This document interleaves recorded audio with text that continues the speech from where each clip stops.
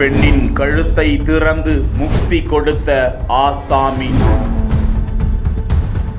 பெண்ணின் உடலை சுற்றி சுற்றி மோப்பமிட்டு வந்த நாய் வீரா. சிசிடிவி கேமராவில் நடந்து சென்ற உருவம். கொலை செய்ததற்கான காரணத்தை கேட்டபோது அதிர்ச்சி அடைந்த போலீஸ். எங்கு என்ன நடந்தது?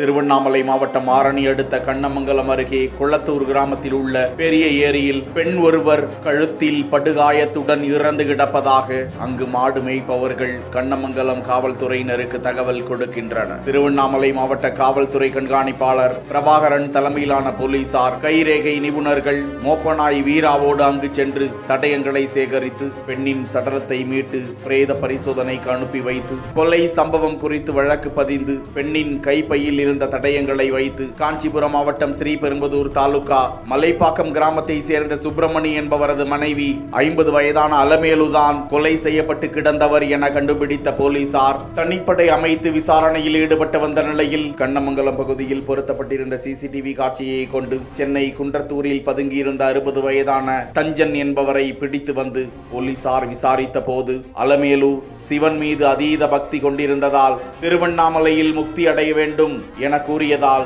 குளத்தூர் ஏரிக்கு அழைத்து சென்று கழுத்தை அறுத்து படுகொலை செய்து முக்தி தந்ததாக போலீசாரை குழப்பியிருக்கிறார். அவரிடம் கிடுக்குப்பிடி விசாரணை நடத்தியதில் அலமேலுவிடம் கடனாக பணம் பெற்று அதனை திருப்பி தர முடியாததால் இருதரப்பினருக்கும் சண்டை ஏற்பட அவரை தீர்த்து கட்டியதாக தஞ்சன் ஒப்புக்கொண்டார். தொடர்ந்து அவரை ஆரணி நீதிமன்றத்தில் ஆஜர்படுத்தி வேலூர் மத்திய சிறையில் அடைத்தனர்.